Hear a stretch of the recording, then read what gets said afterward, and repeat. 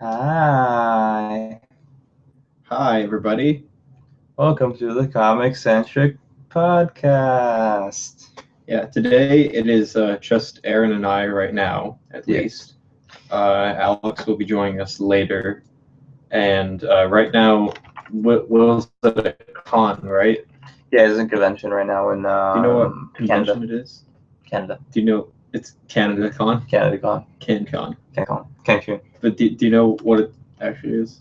Shit. Yeah, I'm checking I'm putting the posts on Twitter and Facebook right now, so let me check.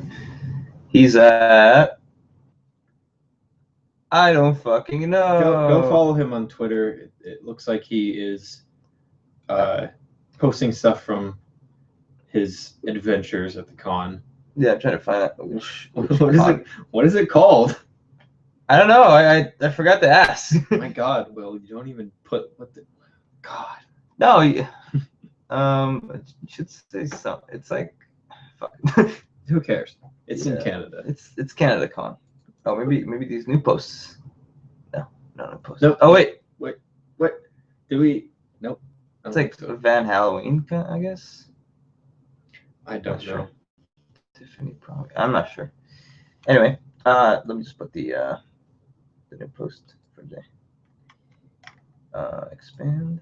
So, yeah. What do we have to talk about today? Oh, I already posted. It's just us right now, so it might be a little boring, but we'll try to get something interesting. Yeah. No, it's kind of cool that apparently Twitch posts it automatically to your Twitter. It's pretty cool. Really? I didn't know that. That's pretty cool. Let me just move this. I don't use Twitter though. Yeah, I'm just gonna post. I probably should start using Twitter or something. Because you have such good things to say. Don't I? Yeah. We're live. It's funny how you were always telling me, like you need to get some articles up, and Will was the only one really doing articles. Mm-hmm. And now I checked, and I have more than him. Really? Just in the last few weeks, few days. What do you not even like halfway through the month? I had more articles than him, which I was surprised at. So yeah, what does Julian have right now? Probably have you done anything for the last 2 days, or I didn't do one for yesterday yet. I've yet to read your Horns review. Horns was really good. I really enjoyed that. The last one I read was the Caller. The Caller? Yeah. That one was good because, so basically what I tried to do with this month is have a review for every day, not necessarily like have one out on the day, but have one out for each day. Yeah. And I had... Have you been posting these on Facebook, by the way? No, I haven't yet. Oh, shit. Okay. Yeah, I know. The last one I posted on Facebook was like probably ABC's of Death 2. Oh, okay. Yeah. It's just way too far back. But it's fine. We'll figure it out. I'll probably just post something that says like, read a bunch of articles by Lucky. Like, okay. It's like 12 articles. And Horns was really good. Yeah, I really liked it. But so what I wanted to do with the month is just look at the past like 5 years of horror films. So like 2010 to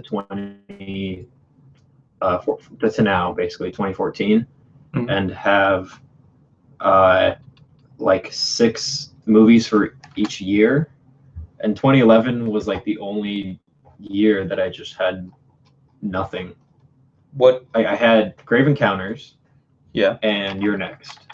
Even though You're Next came out last year, it still counts as a 2011 movie because it was. It was debuted in. It was debuted in a film festival. Well, Scream 4 came out, and Final Destination 5, and Paranormal Activity 3. Yeah, but I didn't want to do any of those because then came out. Then I'd feel like I'd have to talk about all of each like movie in the series. Did you do The Thing? No, I don't really want to because I want to save it for because next year I'll probably try to do like actual video reviews, and I want to do one on all of the Thing movies. Oh, Quarantine 2, the shitty remake of fucking of Wreck, which is way better. Yeah. So Yeah, except Your Next and Grave Encounters, I don't really see anything that was actually good here. yeah, I know, right? It's Yeah. weird. Piranha I 3D. did watch the. That's Wait, is that really how this is called? Piranha 3DD? Is because she has giant boobs? Yeah, it's just a joke. Oh, okay, good. I did see The Tunnel, which is like a mockumentary found footage horror movie, Mhm. and that'll be the movie I have. It's going to be for yesterday, and then today I'll probably do The Bay. Why is Prometheus in the scary movie lineup? Because it's kind of Not like sci-fi- Alien. it's sci-fi horror, but it's in the same line as Alien at least. Yeah, I don't know. I think Alien was probably like scarier. Well, yeah, of course, but I think Prometheus had some. It's a monster movie at least, Yeah. so I don't know. It kind of counts. I guess so. But yeah, 2012, like all the other years other than like 2011, have like a lot of movies I can talk about. But I wanted to keep it fair to 2011, so I have to find 2 more movies. I might do Red State, which is the Kevin Smith one. We talked about that a little bit after Tusk came out. I didn't see Red State. I didn't like it when I first saw it. I don't know. It just didn't grab me, but I might watch it again. I saw Fury. Yeah, he saw Fury. Yeah, I saw Fury. But go ahead, finish your point, then I can just talk about that. Well, I guess I don't know. I'll review Red State probably, unless I find something that's like better. Like some indie shit. Some like what? Indie shit that came out that year. Yeah, there's usually like some pretty good indie movies. You see Chernobyl Diaries? No, I heard that was awful. It was actually pretty okay. Really? Yeah, it was okay. Was it not good? It was found footage. But no, actually, I don't remember. I think it was found footage. I have no idea. I didn't see it. But it wasn't good. But it was pretty okay. It got you in the mood, so I liked it. What other movies have I been? I haven't. I don't You remember. didn't do Vampire Hunter, Abraham Lincoln. No, but the movies I've done for 2012 so far have been. I didn't see that. If you go to like the Squarespace I'm configuration, gonna pull it up right now. it's easier. Don't worry about that. I reviewed Grave Encounters 2. I reviewed ABCs of Death. I think is that it from 2012? I'm trying to pull it up so I can see. Comic Centric there. I did Would You Rather, which is like one of my favorites. Oh yeah. Have I shown you that movie yet? Would you rather? I think you did. I need to see the poster. The one with like the dinner party. Not Will's World, goddammit. Hey, Lucky's Corner. All right, Would you rather? That one. Is that where like they go to dinner and then like one of the like killers come and start killing them off one by one? No, I think that's your next. Your next. Okay, yeah, no. Okay, I need to show you Would You Rather. That's one of my favorites of the past like 5 years. It's really, really entertaining. All right. Because Jeffrey Combs is just it's a good poster. Fucking nuts in it. It's an interesting poster. Yeah. So you did Would You Rather. You did it was Color 2011, yeah. So you did Would You Rather, and then Piranha 3D is 2010, and you did Horns. Yeah. Oh, they're not in yearly. Okay, I thought you were. No, they're not in order. They're just in like. I haven't read this. It's random. the only one out of the older ones that I haven't read. Well, you should probably see that. Yeah. I'll show you that one because I bought it on iTunes. So. That's good. Okay. Yeah, I love that. Yeah, I definitely highly recommend I Saw the Devil. I think that's a great movie. And it's almost Halloween. Yeah. It's like a week from now. I was gonna pick between I Saw the Devil and Devil. You see, one's probably good, and the other one's shit. So it's better than Devil. Oh yeah, like way better. That's good. Which is sad because most people have seen Devil and not I Saw the Devil. Oh. I definitely say go see. I Saw the Devil. I just want to see what it's getting right now on IMDb. Fury. Oh, they changed IMDb. I didn't see this. No, that's just because it's like a advertised movie. Oh, okay.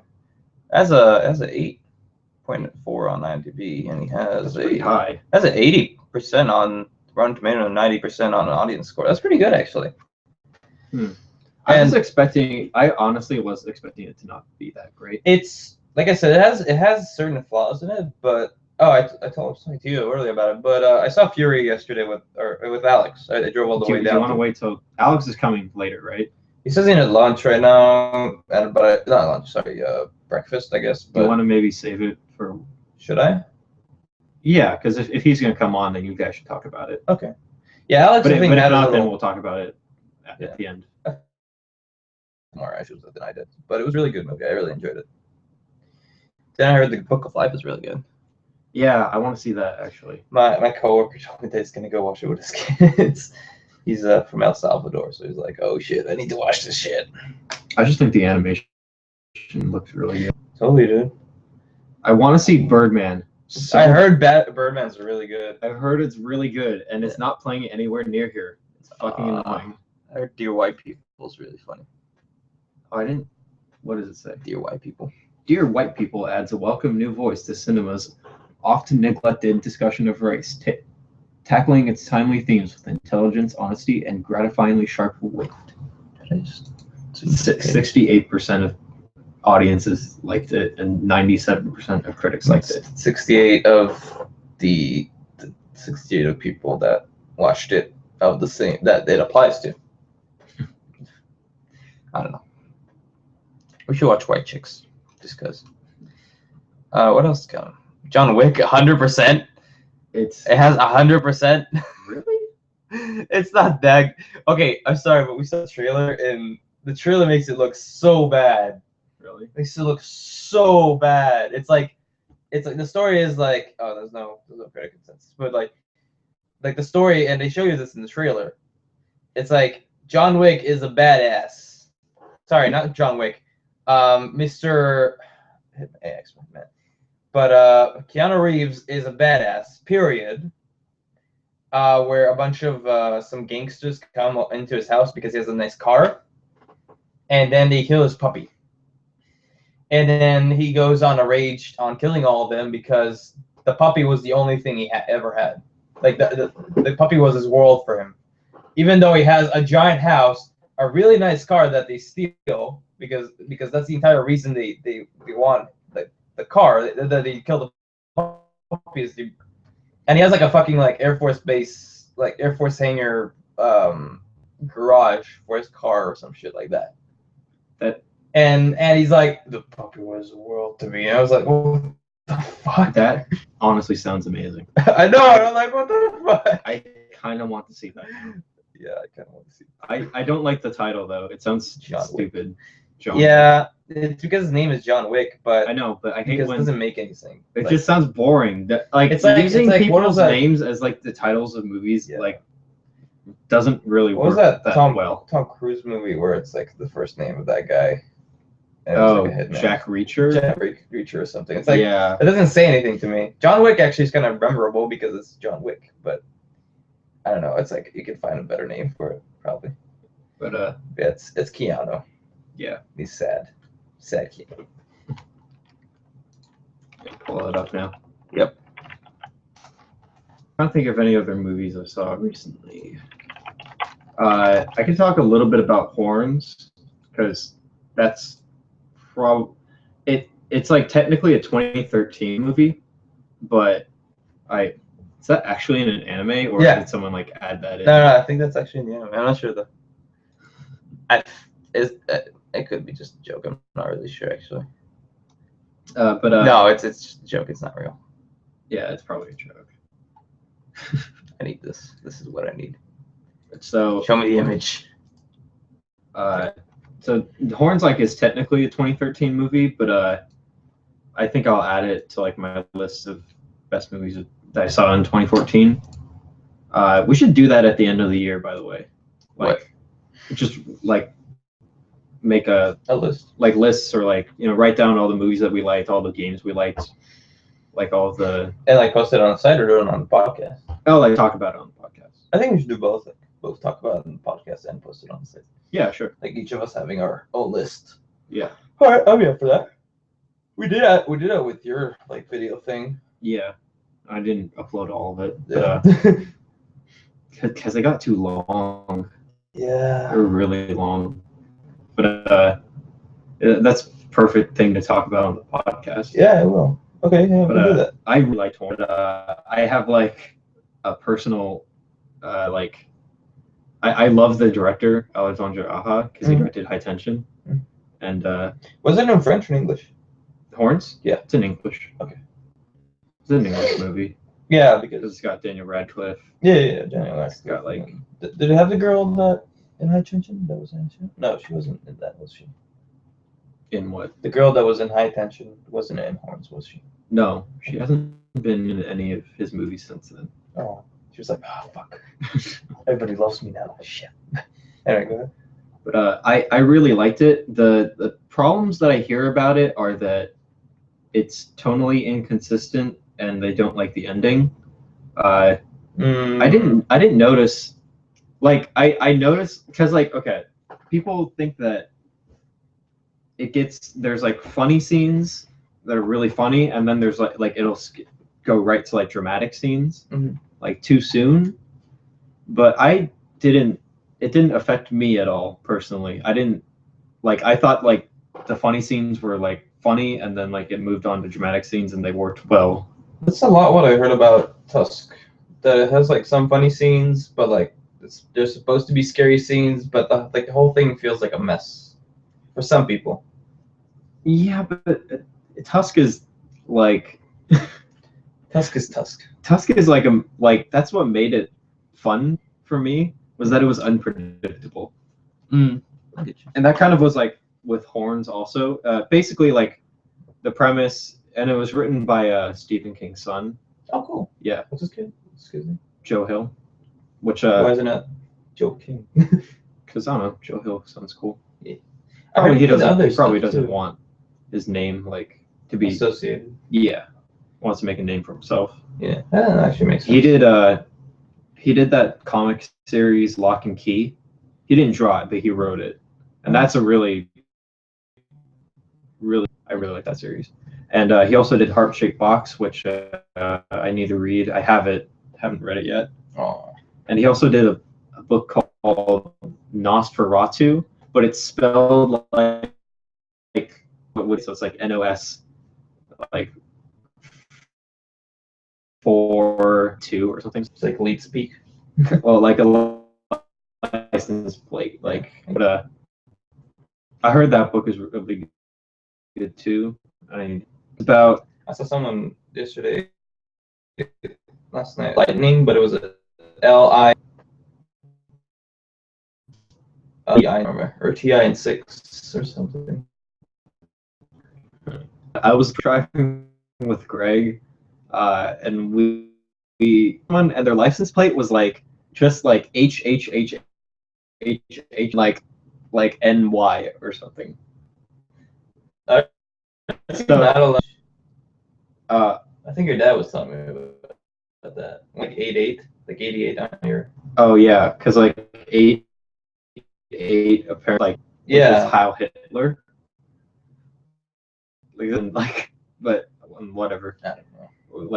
We managed to make it, like we changed it and made it work. But the one that was like, it was just like H and then like NY, and like we were just like, what is that supposed to mean? It's like, it sounds like the noise you'd make when you die, like like it just like having a stomach pain. Like why is that your license plate? Like, such a stupid license plate. What if that was like because whenever you get a license, it's pretty random. How cool would that be if that one was like a random pick? Well, that wouldn't be a random. It has, in California at least, it has to have like, it's a number, and I think like 3 letters and then 3 numbers. I think so. It wouldn't be that, but that would. I saw one that was like 6 WTF and then like 3 numbers. Oh, God. And that one was funny. So. Well, I was talking about horns. You were talking about horns. Go ahead. Yeah. So it's about Daniel Radcliffe, who's really good, by the way. He's good in like anything he is in. Like, I know, but it's such it's so funny that he's just going from like Harry Potter to like this dark. Like, it's the good thing about him being in Harry Potter that it trained him to be a good actor because he worked with a really good acting team, and like he did these roles for a while, so he learned how to do roles. That's a good thing. Mm-hmm. And it's good that he knows how to do a different role from Harry Potter. Yeah, so, but like I was like a little skeptical because like he really hasn't other than Harry Potter. So I was like, oh, is this gonna be? But the thing is, can he like pull it off? Direction, so that's good. Yeah, but he really pulled it off in this movie. I think he's great. He does have an American accent, and that was like a little jarring for me at first because like he was playing an American accent, or he actually has an American accent. He has an American accent. Oh, so he's like because he's British accent normally. Yeah. So he's like playing an American. Yeah, he's playing an American character. It's an American movie. Okay. It takes place in like an American small town. This is America. If you want to speak Mexican, go to Mexican. Oh wait, I shouldn't say that. that's in Fury. I'll say it's a line of Fury. I still think my favorite Brad Pitt line though is "Arrivederci" in Glorious Bastards. That one's like one of my favorites. I'll talk about it later more, but he really pulls it off. He really Brad Pitt's always like good. He's not necessarily Brad Pitt in this movie, which is I like. So Daniel Radcliffe plays. Keeping straight off topic. Yeah, that's fine. So Daniel Radcliffe plays. He has a weird name. It's like Ignatius Parrish, but they call him Iggy for short. I've never heard that like name before. Ignatius. Yeah, Ignatius. Like firstborn Ignatius. I will name my firstborn daughter that, and then I'll make you her godfather, and then we'll fuck with your mind. What? I'll call my first daughter Ignatius. Call him Iggy. Iggy works. But I wonder if that's Iggy Azalea's real name. Iggy? What? Iggy Azalea, the girl that sings Fancy. I don't know. Oh. I don't know who that is. That's like I'm so fancy. I don't know that song. Oh, it's like a song it's like a big song right now. Like now? Yeah. I don't know. Or like I don't listen. I don't listen to popular music. What's his name? Fucking Weird Al did a spoof of it. Did he? Yeah. Huh. Okay. I don't know. I think he did. I don't follow modern music like at all. Like I always listen to like classical or Beatles, like 80s music. I don't listen to Beatles. Your house. You don't listen to Beatles? Not like personally. Okay. It's kind of funny because your house is like a shrine to the Beatles. Yeah, my dad loves the Beatles. But, nothing's bad about it. It's not. No, I think Beatles are great. I like the Beatles. Yeah, I don't listen to them like personally because like my dad like always listens to it like whenever we go on a road trip or something. He brings all the. So you're good on Beatles, Yeah. Like I know all the songs like stuff. It's funny that Keanu Reeves hasn't. Sorry, I'm changing from the point again, but it hasn't changed in a long time. It's weird. He was like young Keanu, and then he was Neo Keanu, and now he's middle-aged Keanu, and he hasn't changed in like ever since. He has a beard now at least. Yeah, like the beard, the beard is the only thing that makes him look older. Yeah. That's the only thing that makes him look like close to his age. I feel like if he got long hair again and cut off the beard, he would look again like Ted. Wait, awesome. Was he Ted or Bill? I actually don't know. I don't remember. Shit. I haven't seen that movie in a while. Yeah, me neither. But what were we talking about? So Daniel Radcliffe's character is like framed for like the murder of his girlfriend. And he like one day like just like because of like out of rage and whatever, like he gets drunk, and then like the next day he like wakes up with horns growing out of his head, and oh cool, we're gonna link Alex now. Yeah, but go ahead. So he grows like he starts growing horns like out of his head, and the horns make him able to like expose people's like dark thoughts and like secrets and stuff. That's pretty cool. So like he uses that to find out who like actually killed his girlfriend. And I thought that's like a really cool idea. But there are like some parts where it leads to like comedic situations. Like there's one part when he first gets the horns and he goes to like the doctor to like have them checked out. And he's like in the waiting room and there's like a lady and her kid there, and the kid's like screaming, yelling and stuff. And then sorry like, about this. I actually forgot to move the mic in. oh really? Put the PAL filter on. Oh god, I hope it's not. It's not gonna be bad because it was far away, but Well, hopefully your voice wasn't. Hey guys. Hey, man. We're talking about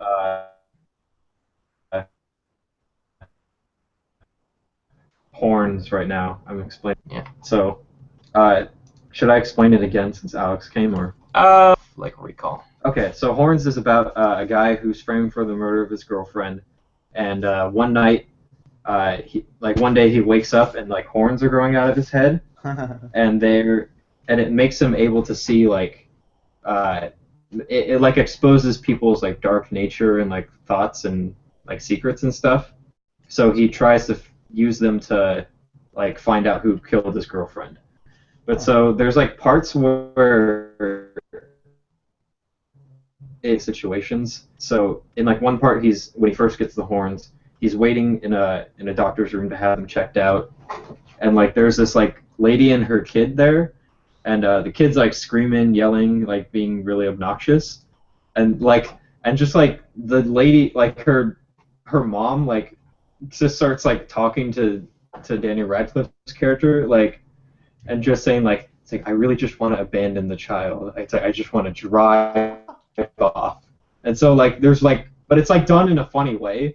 So there's like parts like that are really funny, but then there's like other serious scenes. So I can see like why people would say like, oh, it just jumps from like this really funny moment to like a really serious moment, but it never bothered me. Does he get any more powers except the horns? Thanks. Oh god. Yeah, it's like, well, Tusk was like, it kept like comedy and drama like together, and it was like blended really. I think I said this. But like Horns has like, the whole scene is funny and there's no like drama in it, and then it'll like go to a scene. I mean, if the mom left the child there, that would be drama. I guess. Yeah. For the But child. like I really liked it, like that it did that, because it makes like the movie more like unpredictable, and and kind of like creepy, because it makes like all these people, like you don't know if they're dangerous or not. So it makes this like kind of like dark but like comedic like atmosphere kind of. But I really enjoyed it. I thought Horns was good. Huh? Does it give you your own horns in a way? What do you mean? Well, like, because you're the audience member watching the movie, yeah. and you can tell like which characters are good and bad, but because they flip flop. Oh, like I see what you mean. Yeah.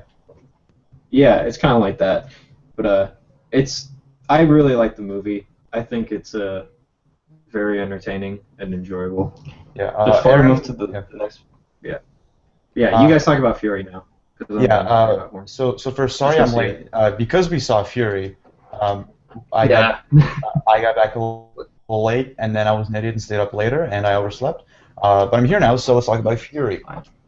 Fury's pretty good. All right, before we talk about Alex, before we talk about it, I just want to mention one thing. This is from a show called Couture Son, and the beginning of the show literally goes, the husband cheats on her mom, her dad cheats on her mom, and he leaves, and then she's like, it's all your fault. Her mom tells her, it's all your fault, I'm leaving, goodbye. And the only thing that was keeping her happy was this kitten that she found in the street, and someone killed the kitten. And So then this, wait, are you talking about John Wick or an anime? and the rest of the show is just her just like happy-go-lucky like stuff. Are you sure this isn't John Wick? This is John Wick. Yeah, I was telling Julian this. That movie, like that, honestly sounds amazing. Yeah. I want to see Did we it. say it on the podcast or off? Huh? Did we say about John Wick the trailer before or after we got on the podcast? We talked about it on the podcast. Okay. Yeah, it's just it looks so weird. Go ahead. Yeah. I'm looking forward to it now that I know what it's about. Because it sounds amazing.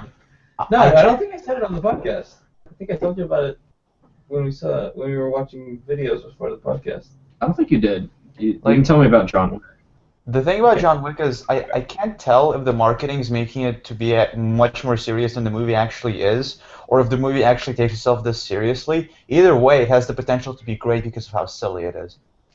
Yeah, the trailer looked extremely just Like serious? no, silly is like it was really serious, but the reasons behind it are like really silly. Like I told you, it's like It's deadpan. all because these Russian gangs, or I don't know if they're Russian, but gangsters basically like kill his puppy. I feel like movie advertisers don't know how to advertise movies. Some of them do, like the Alien team back in the '80s. Back in the 80s. They'll show the alien in the trailer. Nowadays, every scary movie, let's show every scary moment in the trailer. Yeah. Which are fucking, or show moments that aren't in the movie. And this was in Paranormal Activity 2 or 3, where they showed moments that weren't in the movie. That was 3. That was 3. 3, like, the trailer had fucking nothing from the movie. It was like all scenes like that were filmed just for the trailer. The Amazing Spider-Man movies do this shit a lot, where they show like scenes that are better than the movie. But there's like scenes that actually look in a way, good. it's kind of nice because then you don't get anything like spoiled, you know. But like get things anti-spoiled.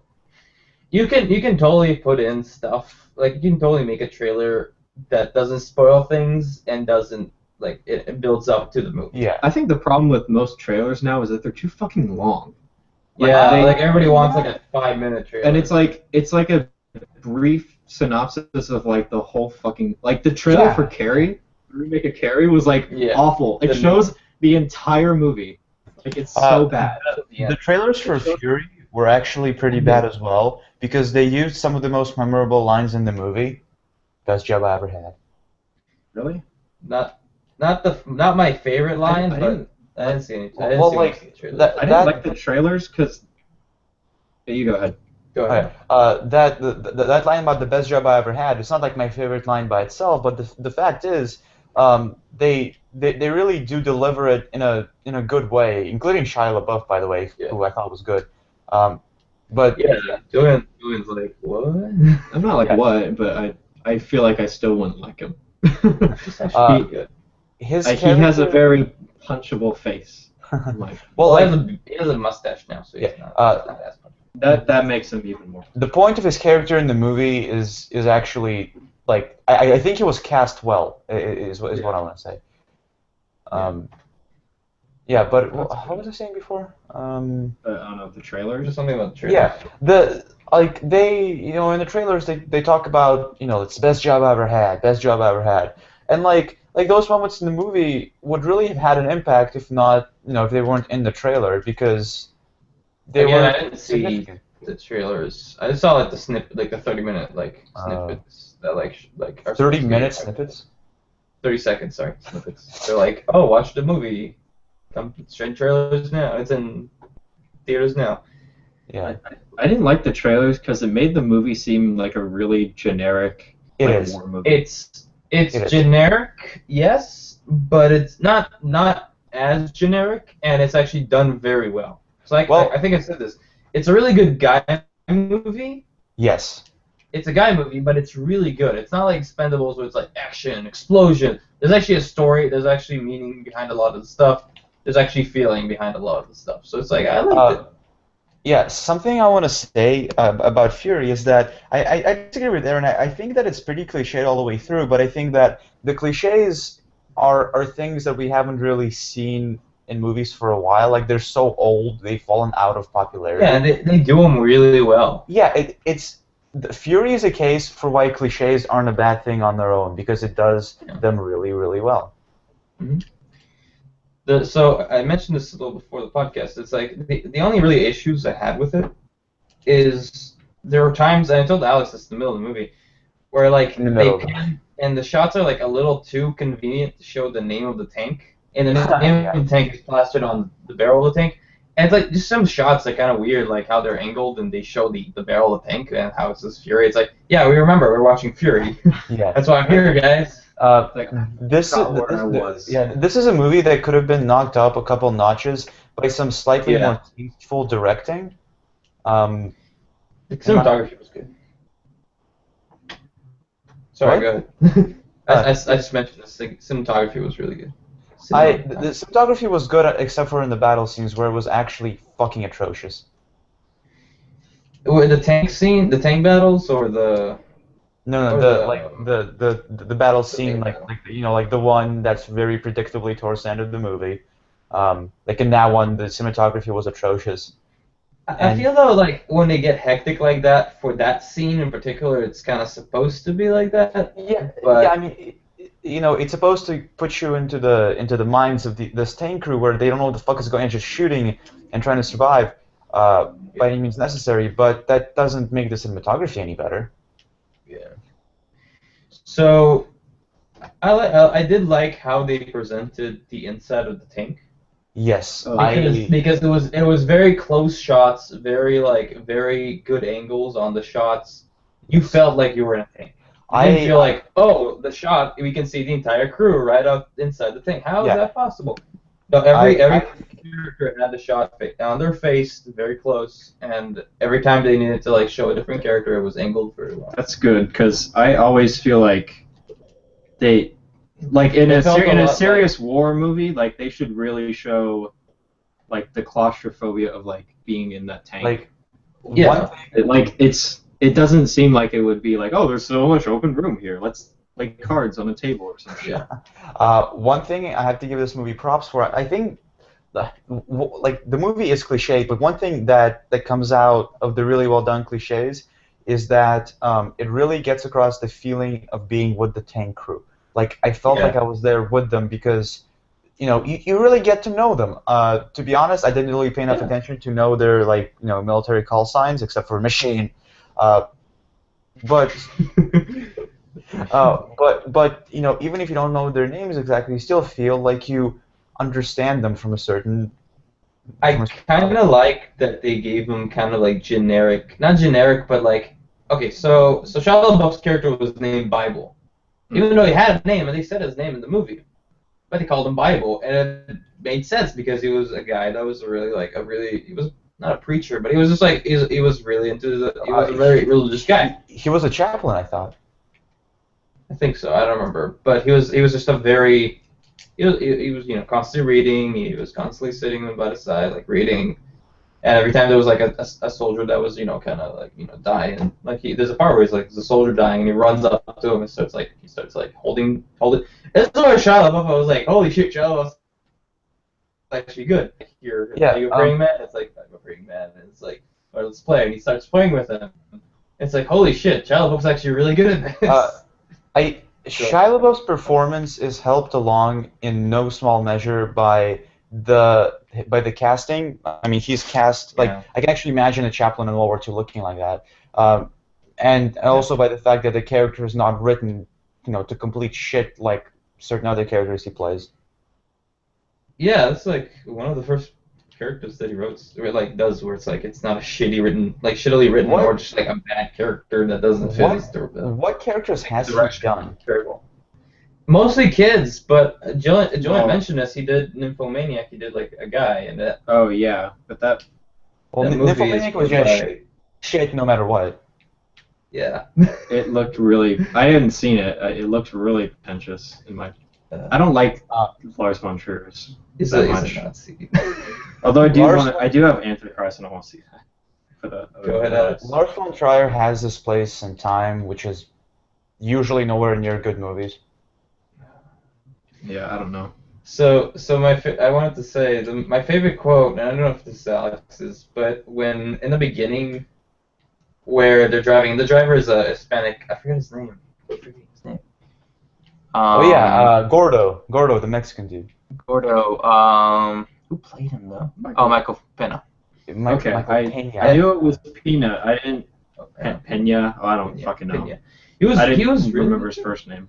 But yeah, there's a part where he's like bad mouthing the theme in Spanish. Mm-hmm. Yeah. And the fucking and Brad Pitt just goes, hey, if you want to speak Spanish, go to like sorry, if you want to speak Mexican, go to a Mexican tank. This is American. This is American tank. You speak American. Does he say that as a joke?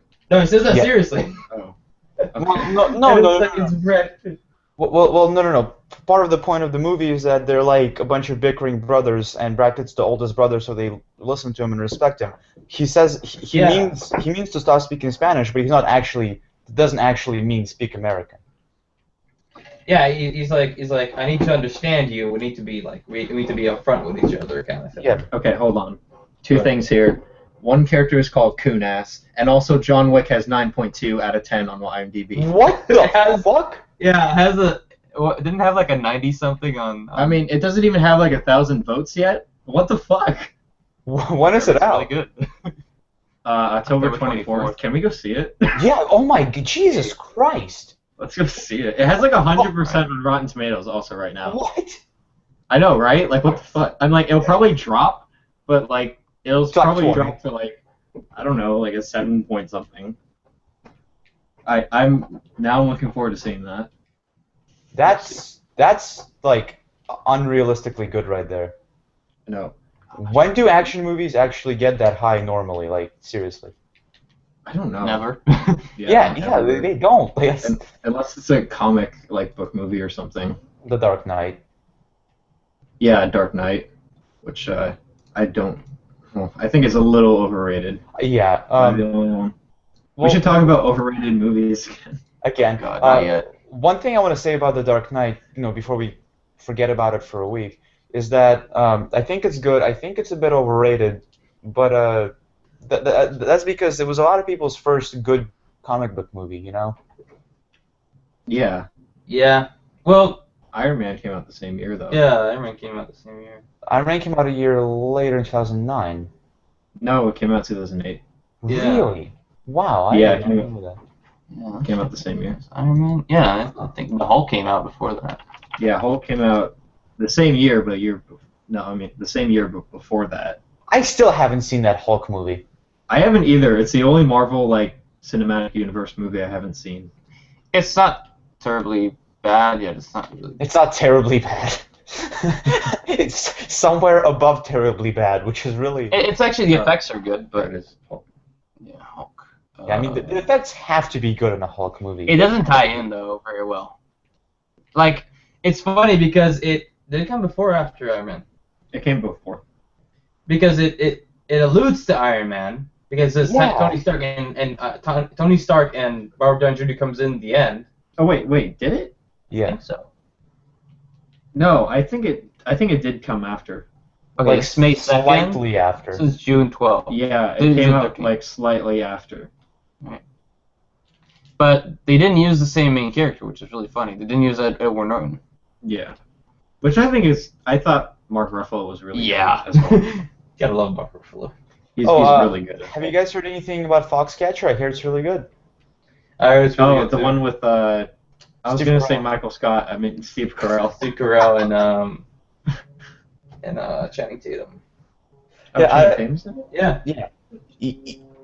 I'm slowly becoming convinced that Channing Tatum's a good actor. He's a good actor, Yeah, I think he's good. and his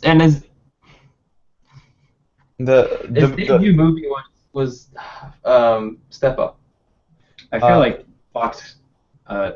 Foxcatcher is gonna win a award for makeup because the Probably, makeup was yeah. good. Oh my, Steve! On Steve Carell. Aaron did not believe me. That was Steve Carell in the trailer. I was like, is that Steve Carell? Because I was like, Oh, was there a trailer? that was trailer. Yeah, I was yeah. like, Yeah, I was like, is that Steve Carell? And I wasn't sure because he looks so different. yeah, that's. Well, true. in that angle, it looks like him. Yeah. but Yeah. let's Oh, say Mark Ruffalo's in this too. Mark Ruffalo's in this. But then if you look at a side angle of him, it looks completely different. I think it's an extremely smart choice to put on this amount of prosthesis on Steve Like Carell. that. It's hard to Um, see him like that. And then, sorry, I'm just showing a picture. Yeah. And this, I didn't know this was Steve Carell at this point. Like, it still kind of looks like him, but I'm trying to look for a picture where it's like you can't actually tell. Yeah, I couldn't tell at first, but then I was like, oh yeah, that does look like. Steve It's like Carell. his facial lines are definitely there. I don't know. Okay. Yeah, As I go. was saying, I think it was a really smart choice to have Steve Carell not look like Steve Carell, like Michael Scott, Yeah. because like that is an iconic role right there. Like that's a role that I have a hard time disassociating the actor from. By the way, Alex, we're planning on at the end of the year, like the last podcast of the year, I guess. Yeah. We'll like we'll like each make a list or something of like our favorite movies and video games of the year and stuff, and just talk about them. Yeah. So I'll have to mention that to Will and Joe. Yeah. Joe. I always think Peas. I don't think Joe. I think I made a list of like my favorites so far, and they're probably pretty predictable. But Dylan is the list master. Yeah, I like making lists of movies. I don't know why. Seeing your screen like on your laptop because it's always full of like notepads with lists on them. Yeah, I love that. It's funny as shit.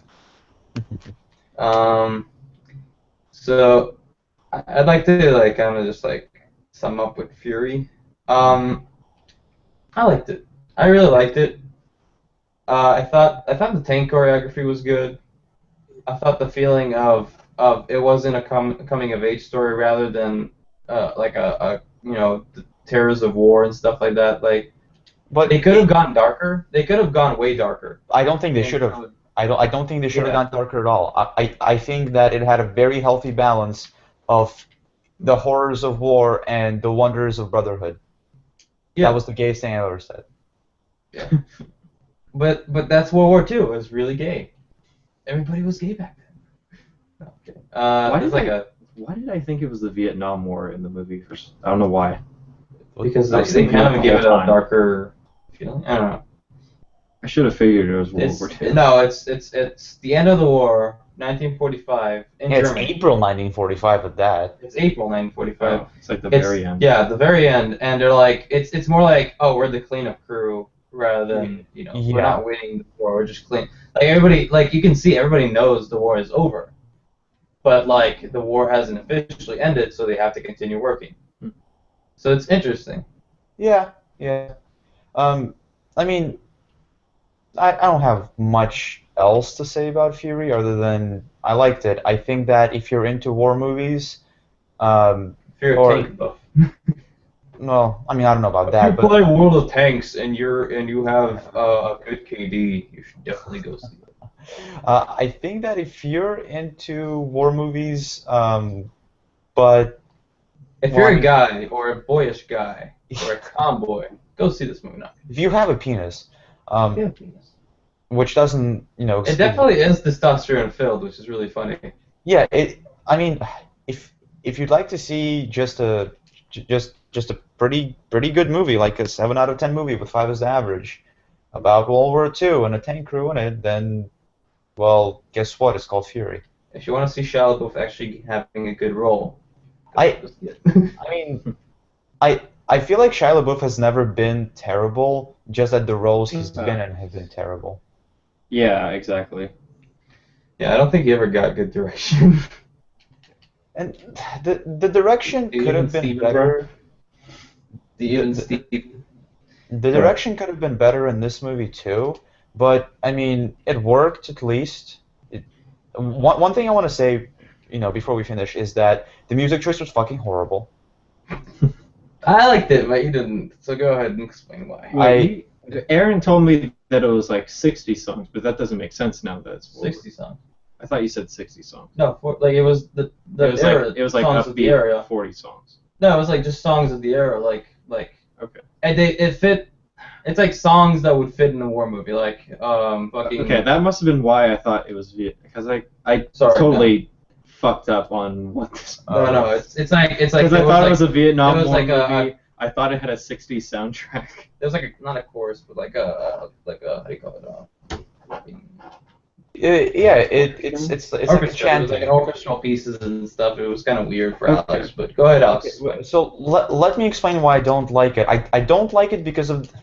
Okay, I guess I don't mind music like this in general, but I don't like it in this movie because I think it takes away from the tone. And a lot of the times the music is being played in places where there should be no music. It decreases the impact of certain scenes. Okay. That's it. Okay. Yeah. Well, I haven't seen it. I'll see it at some point. Probably. Did I mention, by the way, that we set first row? Really? It actually worked. It was a pretty okay for first row. Yeah, Like, I didn't have issues watching it. It wasn't like the Fallbrook Mall. It's like It wasn't that close to the thing, but like the seats were like the seats move back enough so you can actually like gaze at it. So I don't know. Go ahead, Alex. Oh, I was gonna say the front row wasn't that bad. The one thing though is because you're in the front row, you're looking up, so everything isn't quite in a widescreen ratio. It's more narrow. Yeah. right. Okay, though. Alrighty. Like it was either watching it then or watching it like an hour later, which Yeah. If you want to see another good movie that features a tank, go see Dead Snow 2. Oh, God. Actually, they have a tank like in it, and it's pretty badass. Yeah. That movie actually had really Was like, it a real good tank action. or was it? It was like a real tank. Yeah. And there's like parts where they like destroy houses and shit. That's cool. I don't know what the budget was, but And I think they That one used. was- I think they were real tanks in in Fury, yeah, Fury. I think at least. Well, Fury itself was a real tank, the one they were driving. Yeah. For the movie itself, when they were like doing shots with it, it was an actual tank. But it's for- a fictional story. I'm not sure actually. Fury. I think it's. I don't know if it's a fictionalized. I think it's fictionalized based on a true story bullshit. Yeah. The usual. World War II has a lot of like those tales of like things that happen. Wikipedia. Yeah, Wikipedia. I forgot who directed it. David Ayer. David Ayer. What else has he Yeah, done? what else did he do? Yeah, we're checking that right now. What else has the director of Fury done, by the way? We're checking. I'm checking right now. Oh, dude, it's He Kane. did Training Day. That was. No, I don't think he directed. He wrote Training Day. It's Kane. No, he did. He wrote Training Day. He did End of Watch. End of Watch. That was the other one. Okay. Wasn't Movies the are watch having good? noise. Did he do? End of Watch. But what did he do on? Oh, I wrote. No, what did he do for? Here, let me see. God, you know the system better than I do. Okay, let me just go down here. Writer. He wrote The Fast and Furious. He wrote Training Day. He Well, the wrote first Fast and Sabotage. Furious wasn't terrible. He wrote End of Watch. I think he directed End of Watch. Yeah. Yeah, and he directed Sabotage. Did you guys see End of I Watch? think this will definitely go on his record. I as one of didn't. his I didn't better see End of Watch actually. movies. Did he I, act as anything? I've been meaning to see End of Watch. I mean, 'Cause it's like, on Netflix. Yeah, I know. Because I like Jake Gyllenhaal. He's a good actor. And speaking of him, did a trailer for Nightcrawler show up at all? No, What? but I saw. Wait, we there's a saw- Nightcrawler movie? Like the X-Men? No, it's called Night. It's Oh. called Nightcrawler, but it's about this. Do you want to explain while I look this up? Yeah, it's about like Jake Gyllenhaal plays like a journalist, I guess, Huh. and he like is really like he like really wants to get like all these stories and stuff, and he like the trailers basically make him look like he's obsessed, and This guy's looking I'm like exactly really the same. interested to see like he goes like way too far like in trying to like capture stories and stuff, and it's like. Julian, have you seen the movie Zodiac? Because Jake Gyllenhaal plays Yeah. that same character in it. I love Zodiac. It's a great movie. I Okay, like. Alex. Yes. David Ayer looks exactly like Kane from Command and Conquer. Like one for one. That's weird. Is he? He's Is not. he? He's not. I did Oh. actors. I'm like, he looks exactly like fucking Kane from That would be Command and amazing. Conquer. I'm like, what the fuck? Yeah, look at this. Look at this. He looks exactly the same. Just needs to smile. Anyway, go ahead. Sorry, I cut you guys off. What was I saying? Training Day, Zodiac. Zodiac. Oh yeah, the thing I liked about Zodiac was that it was long. That was also the Yeah. thing. That was also the thing I didn't like about Zodiac. Yeah, I kind of agree. Like it did go on long, but it really like helped the movie in a way. Because like it's like about him being like obsessed with this killer. Yeah, that, I like mean, the case goes on for a long time. Yeah, it takes place over like a decade, right? Like, you know. Yeah, it does. Oh, damn. Because like it's based on the actual Zodiac Yeah. killer. Like, I think the point is you're supposed to feel like sort of worn out by it, because so does the character, you know. Yeah. I love David Fincher's just direction. What else does Like, what else did David Fincher do? The Wire? Seven, Fight Club, The Oh. Girl with the Dragon Tattoo remake. He did Panic Room. He did Alien 3. He did. Was Alien 3 any good? I haven't seen it yet, actually. Oh, He really? did Social Network. Social Network is probably the one he's known for He did a now. bunch of I still House of haven't Cards seen that. episodes. I still Oh, it's- have not seen Social Network. Oh, he I produced think some. it's worth seeing, like, at He did least Gone Girl. for direction. And He yeah, I directed was Gone Girl. about to say Gone Girl. Oh, sorry. well, oh, really? Yeah, I'm He gonna. directed yeah. the first episodes of House of It's Cards. Gone Girl is so good. Just Really? go in not knowing anything about it. I know nothing. I know nothing at all. Oh it's my really god. good. I He really directed liked it. Justin Timberlake featuring Jay-Z, Suit and Tie. Oh yeah, I forgot he did that. But yeah, he did a bunch of he did the first episodes of House of Cards, which is pretty good. Yeah, and he also did. Curious Case of He also did The Game, which is a really underrated movie. Really? Yeah. What is it about? It's Michael Douglas plays like this guy who, like gets like a birthday gift from his brother, to like go to this place and like play a game, sort of, and like it turns out that like the place is like basically it's like almost like it's like trying to kill him, and it just gets I don't really know how to explain it. It's hard to explain, but there's like lots of twists and turns, and it's really Michael Douglas's acting is really good in it, as always. What else did Michael Douglas do? I forget. He did recently Behind the Candelabra. He did Wall Street. He did one of my favorites is Falling Down. Did I show you Falling Down, Aaron? No. That one's really good. And it's actually directed by the guy who did Batman and Robin. Huh. Really? Yeah, but it's like easily his best movie. It's Um, about like he plays this guy who's just like it starts with him like in his car and he's in traffic and he just like out of nowhere just decides to get out of the car and like walk back home, and like the more he just like it's kind of like a random encounters kind of thing where he just like on his way home he just gets into like these random like situations with people, and he's like he's basically like kind of psychotic in a way and just like kind of fed up with society and stuff. It's really good.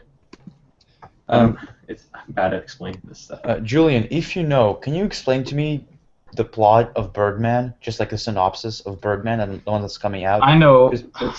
It's about like a It's an retired. actor that plays like a superhero in movies, but then Yeah. decides he wants to live like a superhero. Okay, because the trailer was Yeah. so confusing to me. Yeah. He's basically like kind of like a washed out actor who played like a superhero. Just like Michael And- Keaton. Yeah, exactly. That's probably why they picked Michael Keaton for it. And he, like, kind of, I don't know really much. I think it's probably what you said, that he like tries to become a superhero or like fix his life, basically. I don't know. So it's kind of like a comedy drama with like kind of like superhero imagery and stuff, I guess. But I've heard it's really good, but it's not playing anywhere near here. So, Yeah, it's not playing. They should do what Paranormal Activity did and have people demand to see it in. I wish they would do that with more movies. Yeah, where the trailers are like, go ask your theaters to watch the movie, like present the movie. That's actually was really smart of them to do that. Yeah. Wait, did Paranormal Activity do that, really? Yeah, the original Paranormal Activity was Yeah. like in the trailers they were like, go demand that your movie theaters show Movie this. theater And, show this. Huh. Yeah. That's So a lot of cool. movie theaters started presenting it because people are like, oh, I want to see this here. I want to cut really fast to the Marvel Cinematic Universe because we mentioned it a little earlier. Mhm. So you guys hear that Robert Downey Jr. is going to have like a small role in Captain America 3? Yeah. So apparently the third act, phase 3, or I guess the later part of phase 3 is gonna be like it's gonna kick off the Civil War. Oh, I heard about The that. Civil War like thing. And Alex, do you know what the Civil War is in the I've Marvels? Yeah, well, I mean, from the name alone, I can guess, but I have heard of it before. It's so basically like the government, the U.S. government is like, oh, we should start regulating the superheroes and have them all give us their names and their like fake and real identities, so we can regulate them and call them on to help when there's trouble. Just like The And Dark Knight Returns, right? something like that. Okay, guys, can you? But what? Oh, I was just wondering. Actually, you finish first then. Yeah, and basically Iron Man's like, yeah, sure, that's a cool idea, because technically Iron Man already presented a secret idea, but Captain America's like, no, it's like I don't think this is a good idea, and then because they're the heavy hitters, I guess you can say. And then it basically splits up the superheroes. Yeah, and it all then starts creates off a civil war. it all starts off with Peter Parker taking off his mask in a interview, like not an interview, but like a press conference. And it's interesting because right now I think Sony owns the rights to Peter Parker. yeah, Sony and Disney are working on contracts to use Spider-Man in the Marvel Cinematic Universe. It's really interesting. Like they're talking about sharing IPs, which is really interesting. My question was actually like directly dealt with this. Oh, what? So like Spider-Man and the X-Men and Iron Man, they're in the same universe, right? So Spider-Man, the Avengers are owned by Disney. No. Sorry. I mean like Disney in Marvel universe. Studios. Like What'd you say? I mean like in universe, they all exist. In the alongside. universe, all of them are in the same universe. Yes. They just don't. They just don't overlap, I guess. No, they do The- overlap. the movies, but back though. in I the see. 80s, I think, when Marvel was losing a lot of money, they started selling their movie rights to like big companies. The problem now is, now that they have the money to actually work on those IPs, all these movie companies are keeping those IPs to themselves. Yeah. So I think Fox owns X-Men. Fox owns X-Men and Fantastic Four. Yeah. And then Sony owns Spider-Man. Yeah. And slowly though, I think that Marvel's been buying back stuff, or like I think someone else had some IPs and they bought back some IPs. I don't remember, but they own the Avengers and like that. And it's the funny part that they have two Quicksilvers now, because there's the Avengers version of the Quicksilver Yeah. and Scarlet Witch, but there's also the X-Men version of Quicksilver and Scarlet Witch, which is really funny. But Fox is not budging currently on like giving any IPs out or selling them. But God, eventually, I feel like Disney will probably offer them a big enough money to because how much money the Marvel Cinematic Universe is making right now, they might just buy it out. Yeah. And Spider-Man now, if Sony's gonna is opening talks, that's gonna be really good, because now you can kind of, mix those two IPs, and it's gonna come out really nice. The funny thing is that X-Men actually joined the Avengers at certain points in the comics too, which like these characters in in the comics, they would always like Spider-Man would cross over with Wolverine. Like there's like a bunch of different crossover like stuff. Thor would meet like. If you read this comic called The Runaways, there's like they have like Luke Cage, Captain America, like Wolverine and Spider-Man all in the same like comic. Yeah. So I think they were written originally by different people, because there were a few writers for Marvel, but Spider-Man was written by Stan Lee. Yeah. And then I think And Jack certain parts of and then they kind Yeah, of collaborated and on Jack it. Kirby. Oh, wait, I thought. No, yeah, you're right, Jack Kirby. Okay, see, the reason I was wondering was that because like when I was younger, I watched the X-Men and Spider-Man animated series, from the Marvel side, and like they had a crossover. I think they had a crossover once. Like a really little one, and like I haven't seen that in 15 years. I was just wondering if I got insane. I think what's that new movie they're working on right now, where they're trying to find a cast? Professor Like, Strange, or Doctor Strange. Professor Strange is in Spider-Man. Doctor Strange. Doctor Strange is in Spider-Man, the animated series. Hugo Strange. Wait a minute. Hugo Strange is. I know. No, Hugo Strange is DC. Yes, I know. Is he? Yeah, he's Who's DC? So Doctor Strange is a different. Hugo. Doctor Strange is good. Hugo Strange and Doctor Strange are two different characters. Hugo Strange is Isn't he a villain? mentalist. Yeah, he's a villain. He's like Yeah. a mentalist or some shit. He's like into. He's like he's in Arkham City. Oh, he's a Batman villain. That's right. Yeah, and then Doctor Strange is like a magician. Yeah. And I think Ra's al Ghul is like the equivalent of Doctor Strange Huh. In the DC universe. in the DC universe. The actual Ra's al Ghul, not the Batman movies Ra's al Ghul. Right. Because in the actual comics, Ra's al Ghul has like magical powers. Liam Neeson has magical powers too. Did they're wait. making Taken 3? It's What the coming out fuck? Like why? because he has to fight America. That's pretty much what he does, doesn't he? Fight like Yeah. Like, fuck it, I need to look I this didn't up even right see the first one, but like now I'm Yeah. like already annoyed. now. What if Taken 3 gets 92% on Metacritic, just like John Wick? And it's spelled Taken Then with 3 in it. maybe I'll be like, okay. It's spelled with Like Taken. I heard Taken 2 was bad. It's spelled like Really? this. It ends here. Oh, I wonder what that means. All right. Dude, whenever they say it ends here, it like never fucking ends there. There's It's not- always a sequel when they say Ex-government that. operative Brian Mills finds his life shattered when his falsely accused murder that hits close to him. I guess apparently he's accused of killing his family or some shit. Yeah, That's he's accused of retarded. killing his wife. And like the U.S. It's like Mills employs this particular set of skills to track the real killer and exact his unique brand of justice. I thought that was like the first one. Fucking, I don't care. No, his daughter gets taken in the first one, And the second one. and his wife and daughter I think get taken in the second one I think, and the third one I think they die, or some shit like that. God, I don't care. Do you guys hear that Powers started? Oh yeah, the DC thing. The what? Not DC, the Yeah, it's DC, isn't it? DC. Well, it's like this in collaboration with Sony Studio thing. What is it?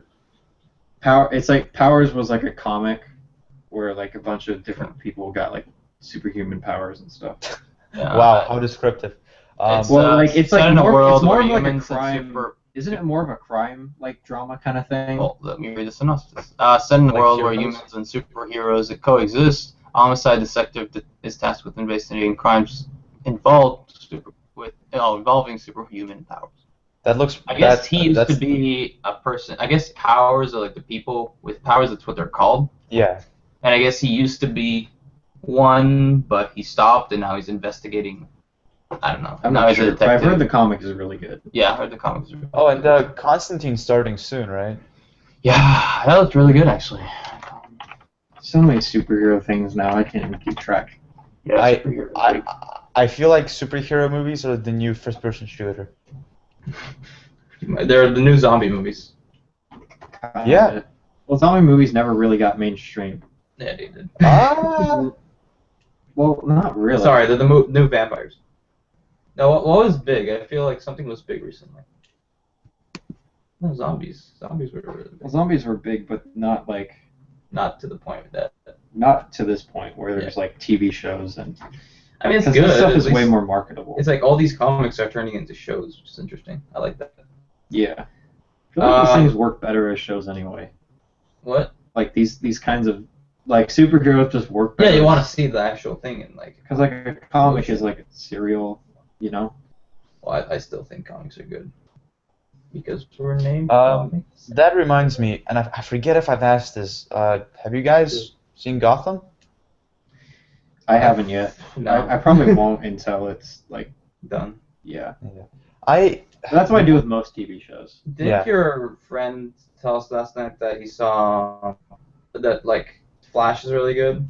Yeah, well, the friend that you saw last night thinks everything's really I good. heard He has that's like pretty human good. standards. Hero was pretty good though, but I'm not sure. One thing I want to say about Gotham is it's not bad, but you have to realize you're watching adaptation of a comic book. It's not going to be like super grimy and shit. Right. A lot of people's complaints with Gotham are that it's so serious sometimes and then just some silly shit happens, like some guy tying people to balloons and sending them to the stratosphere. But congratulations, you're watching a comic book adaptation. Oh, so Alex, after this, I'm gonna show Julian Bert how does this? Kissinger, I think. Bert Kissinger is the machine.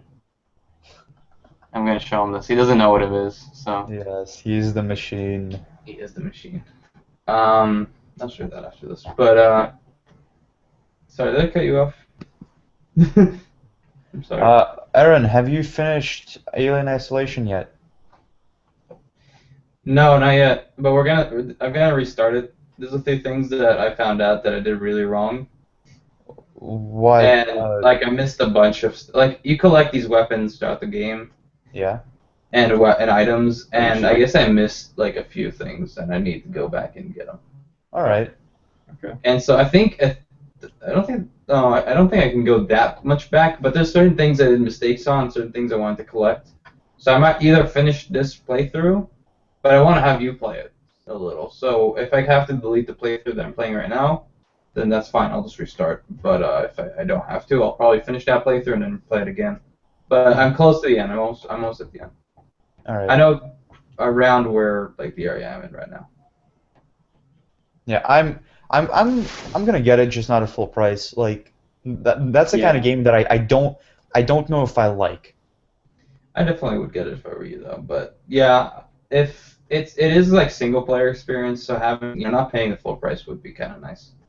Because there's I'll get a Game of the Year edition. Yeah, there's gonna be a lot of like online, not online, but DLC stuff. I feel. Yeah. There's like a survival mode too. It's like, Oh yeah, you told me about that. What does that do? It's basically like you versus the alien, and I guess you have to survive like as long as possible. I didn't try it much yet, so it's interesting though.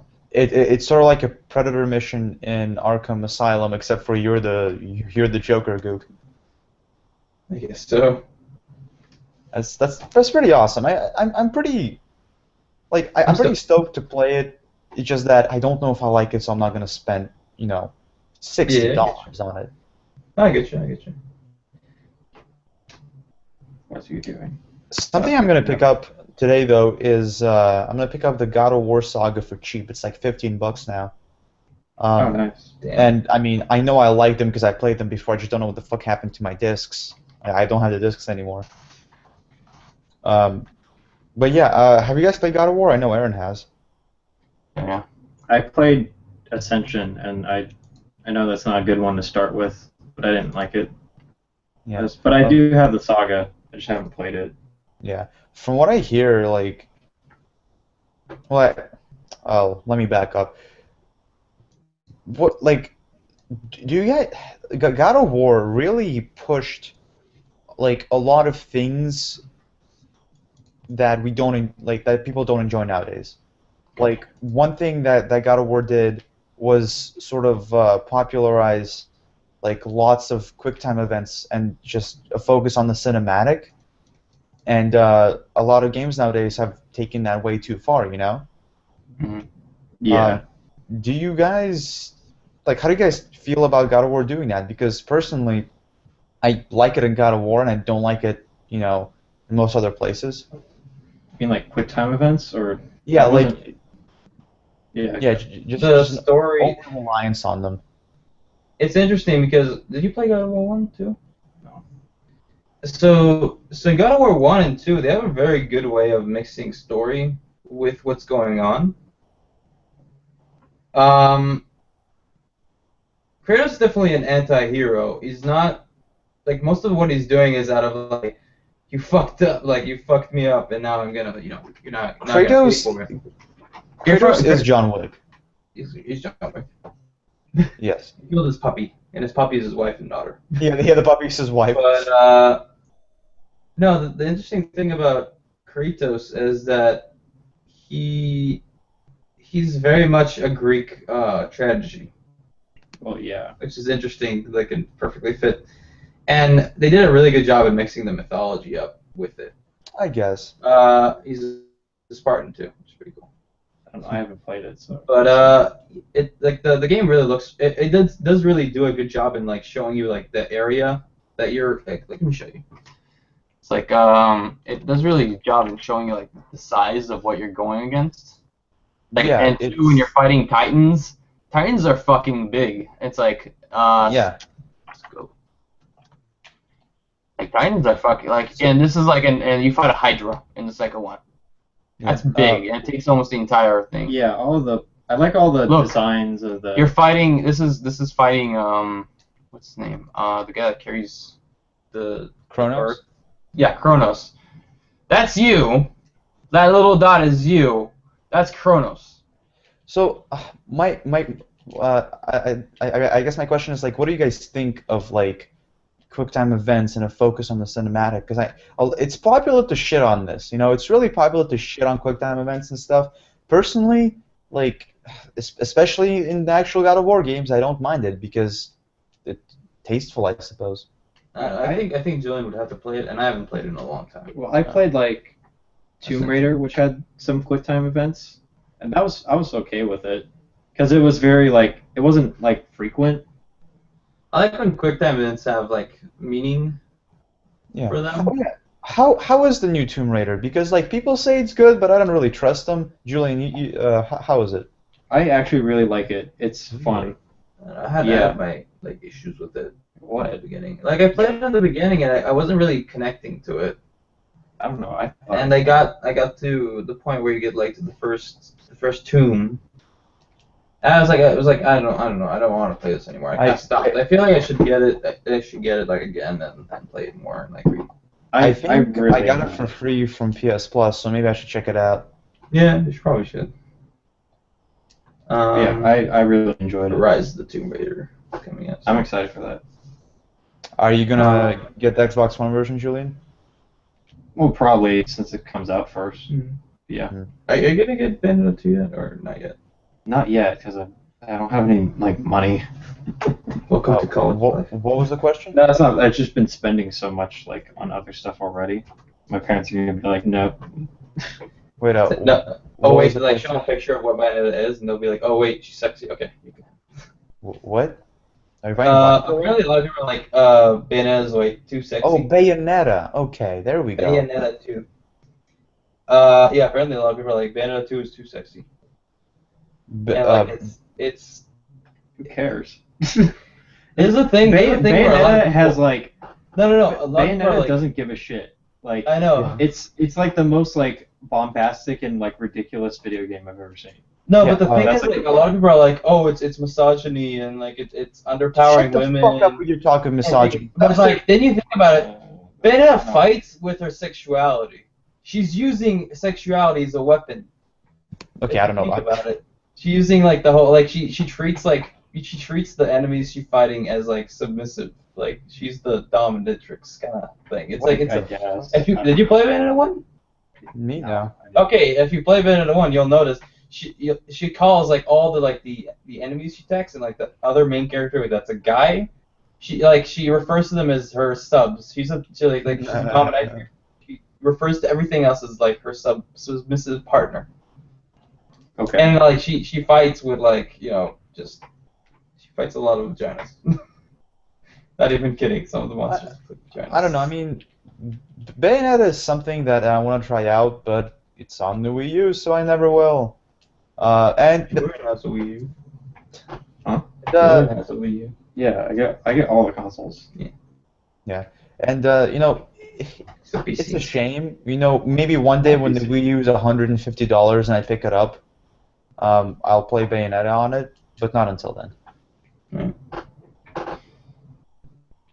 But actually, if I were to get a Wii U, I'd probably get Bayonetta 2 as my first game on it, to be honest. Bayonetta 1. Oh, it comes with Bayonetta 1. Yeah, Bayonetta 2 comes with Bayonetta 1. Oh, that's good. So there you go. Yeah. That's actually a pretty good idea. Like a pretty good deal. Yeah, I do want it. I also want Evil Within. I'd probably get that first if I was going to get something. Only to Wii U. Wait, isn't that already out? Yeah, it's already. Oh, you're trying to get like. I'm sorry. I thought you were saying like, oh, I want to get it for Wii U. Sorry. You want to just get the game. Yeah. That's good. Is Evil Within any good? Have you guys heard anything about it? I've Actually, heard I that actually it's haven't, but my friend has it. I haven't heard anything from him yet. By the way, it's actually his birthday. It's Willie's birthday. Oh yeah, Will's birthday. Speaking of Willie, is Will at the convention thing? Oh well, Will and Willie are two different people. Yeah, I know, but Okay, sorry. yeah, Yes, where's he Will? he is at the convention. All right, Will, I miss you. I love you. We miss you, Will. This is what I sent Will for his birthday. Yeah, this. You know I can't see your screen, right? Yeah, I'm showing Julian this. Okay, well, that doesn't. Fuck you. No one else can see it. Fine. I mean, that's fine for me, but You feel special yet, Julian? it's like I don't know. You keep showing me stuff that no one else is gonna see, and the audience just like what? There you go. But This. yeah, and I'll probably upload some videos that Willie and I have done. They're very silly. They're not meant to be taken seriously at all. They're weird. Yeah, they're very weird. Will looks like he has autism. I'm sorry. Oh yeah, because- Alex has seen the first one. Yeah, But, yes, it does. I For liked people it. who- I liked it. Thanks. Alex, so Alex, Hopefully when it'll is get your better. video review coming out? Never. Remember, I decided I don't. You were still undecided last time we talked about Oh, I mean, I want to do something. If I get a good idea for what to do that I actually like feel committed to doing, then I will do it as soon as I get the idea. Alright, sounds Okay. good. I feel like we're getting close to closing up. Really? So- I feel like we saw stuff.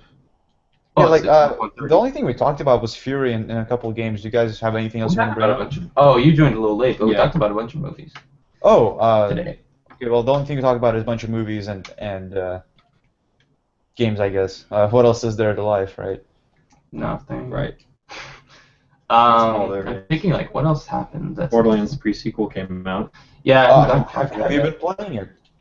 Yeah, I've been playing. I've played it so far on my game, and I played as Claptrap Nice. on.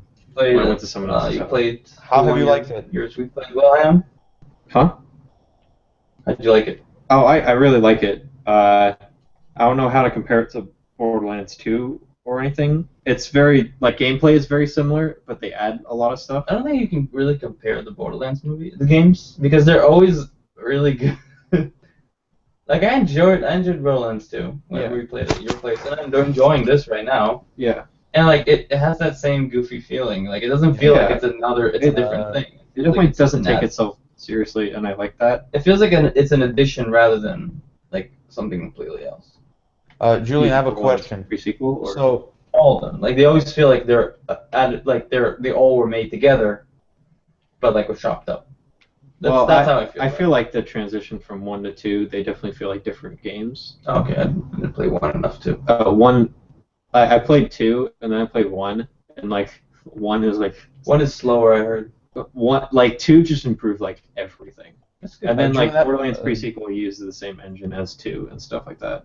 Yeah, Just like adds added like freeze weapons and laser weapons and different stuff. jumping and air and Yeah. oskets. Anyway, Alex. okay, my question is, I am not really a fan of Borderlands. Will Right. this game have anything to sway me to decide the Borderlands? This one won't, because 1, I really think that it requires playing 2. Oh, okay. At least the story, and it's very much built off of the mechanics of 2. Like it's like practically the same gameplay. It could Is be considered as like a DLC. Well, It could be but considered as DLC, it's like- but it's a game length. like the content of it is definitely like a full game. Yeah. I think it is. Is it? It feels like a different game, but it feels like the Like a mechanics spin-off. and stuff. Like a spin-off, Yeah, kind of. because it focuses on like a few But characters. story-wise, you do have to play 2 Okay. because it takes place in between 1 and 2. But you don't have to play 1. I don't think. I didn't play 1 at all. Is it? like that much? Okay, so would you say that it's like the Assassin's Creed Brotherhood to Assassin's Creed 2? So I didn't play Assassin's Creed. Really. Oh, okay. Well, I know enough. About Oh. I'd say yeah. Okay. Hmm. That's Then good. again, there was Assassin's Creed Brotherhood. Then there was Assassin's Creed I think Borderlands Oh. pre-sequel is definitely more for fans of Borderlands. I see. Okay. So unfortunately, it's not going to Here screw me it over. does a lot of like No, appealing to us. we'll have to see till like Borderlands 3 if it'll like sway any more people. I feel like Borderlands 3 is gonna have you able to space travel. Which, I think so too, because they hinted at that at the end of 2, Yeah. and like maybe there's more planets and stuff, which would be really cool. Yeah. What if We'll- they did a we'll spin-off? see. Like, what if they connected it with Fallout 4, and they were like, oh, the last No. Volt is on Earth, and it's Volt 102. No, that'd be funny. that'd be stupid. I know. Dude, Aaron, kill yourself. What the fuck was that idea? Okay, I'll commit to poker right now. They're not even made by the same company. I am I'm excited convinced for like Fallout 4 now, though. I want more Fallout stuff. Oh, so I'm indifferent. I like I still need to play New Vegas. Fallout. said anything Yeah, about yeah, Fallout so do I. yet. Fallout to me is sort of like Half-Life, where it's been so long since the last installment that like I don't really care. Like I'll be happy to see a continuation, but I don't care. Yeah. Exactly. They can take their Yeah. time. Yeah, exactly. I mean, the longer they take, the better the game should Yeah, be. I mean, The problem is the moment if it comes out and it's not as good as people were like expecting it to do, which is what happened with Duke Nukem. Destiny. Even though Duke Nukem Forever was terrible. Shut up. Destiny's good. Destiny didn't take that Take long, that did long. it?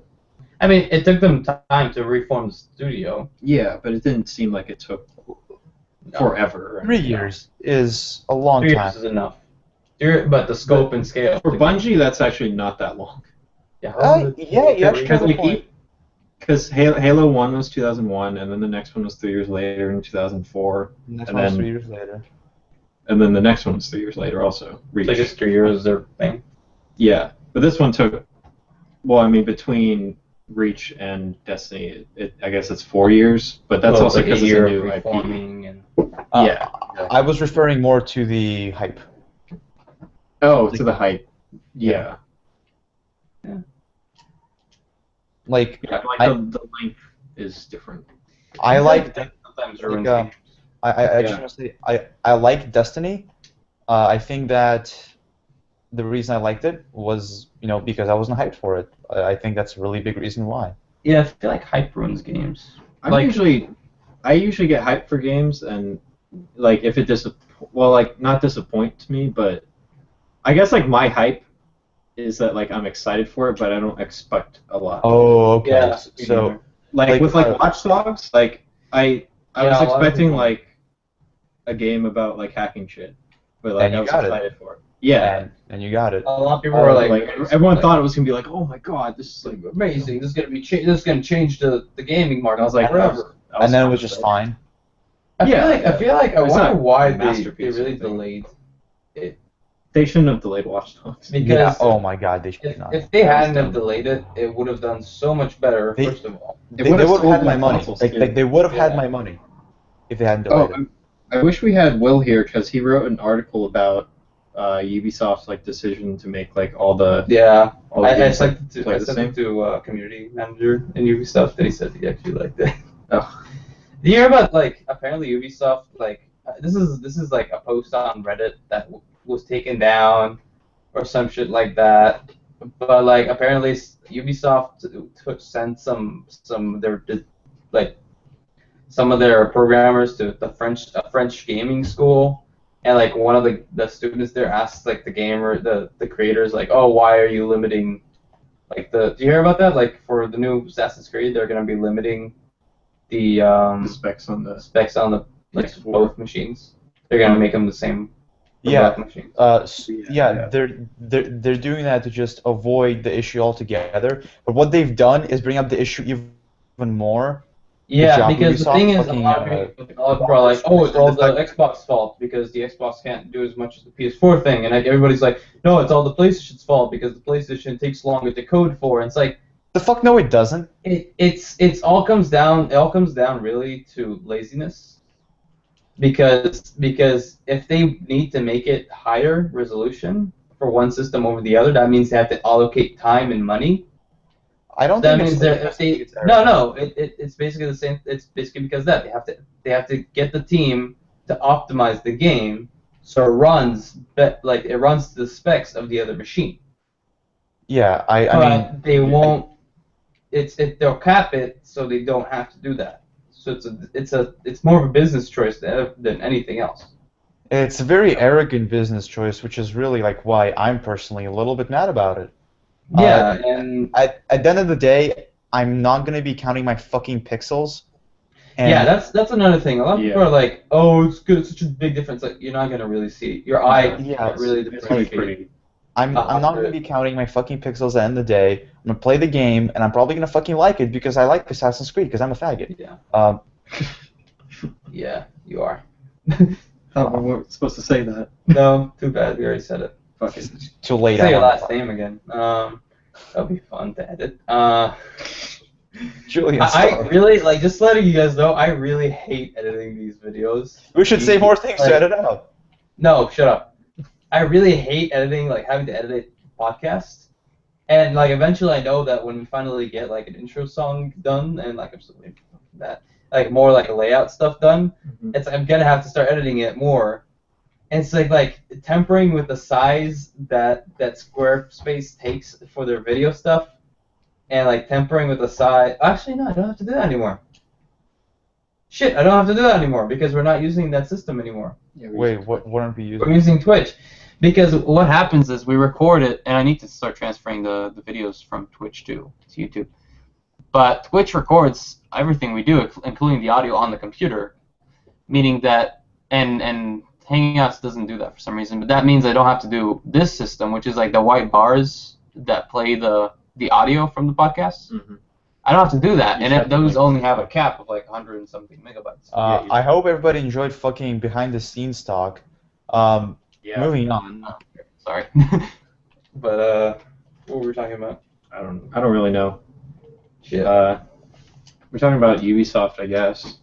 Oh, wait, look, wait. it's on there. Before that though, we were talking about something. No, we're talking about Ubisoft. And they were saying, This started with the whole Fallout 4 thing. Oh, and Borderlands the pre-sequel. oh yeah. Yeah, So- I don't have much to say about it. I like it, but it's definitely for people Borderlands. who played 2 and really like Alright. that and want more. That's reasonable, I'd say. Yeah. So don't get it if you Yeah. think it's gonna sway you or anything. I don't know, I feel like people should get it because it's still a good game. Well, yeah, But but like you might not understand as much as you would if you got all the other games, yeah, like or at least 2. I think you should play 2. Okay. One thing that I've been playing lately is Wolfenstein: The New Order, and the reason I've been playing it is because when I first got the game around like April of last year or June of last year, I played up to the last level, and then I had finals. So Did that come out? No, that didn't come out last year. yeah, I did. Came out. Oh, this year. It did? I meant Yeah, last it came school out- year. It came Oh, out this last year. school year. Okay. Yeah, I'm sorry. I count my years in terms of school years. Yeah, I Anyway, do that too sometimes. So I got it back then. I almost finished it. Gave it to my roommate to play because I figure, oh, it's a game in 2014. There must be multiple save files, and there's not. So he beat the game on his own and overwrote all my shit. So I've been replaying it now. That the game feels fresh again. Anyway, and I just want to say this is an underrated game. I think. I actually think a lot of people really like it. I heard a lot of people liked it. Oh, really? I like it too. I think it hasn't gotten enough attention, but I think like critically it's been doing well. Yeah, it definitely lives up to the Wolfenstein. It's like an underappreciated. Yes. It's. I think it could have been it's a John appreciated Wick more, of but it games. definitely did it. Now we have to see John Wick. Fuck. Like we've talked about it. I'll see because I might go to a birthday thing the same day. But Oh, if I don't, and Birthday. now it seems like work-wise I might not actually be able to go, then I'll definitely come and see John Wick. VHS 3 comes out next week too. Oh shit. Huh. That's gonna be shit. Wait, didn't we see it? VHS 3? Oh no, sorry. I was thinking about ABC stuff too. Yeah, we should see it. That's not. Yeah. That's not the same. One thing. Well, I suppose. So one thing I want to say about the New Order is that like, I mean, this game came out of nowhere because like people didn't really like Wolfenstein 2009, from what I remember. Like Yeah. Aaron is the only person I know who played it. It was more like focused on like spells and shit, which is Yeah, weird. that's so weird.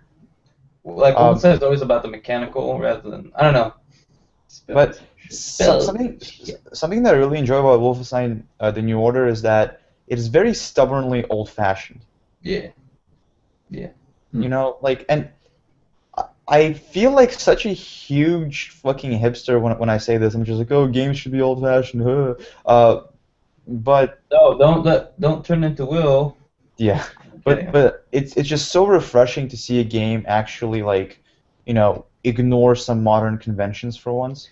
Yeah, I agree with that. Yeah.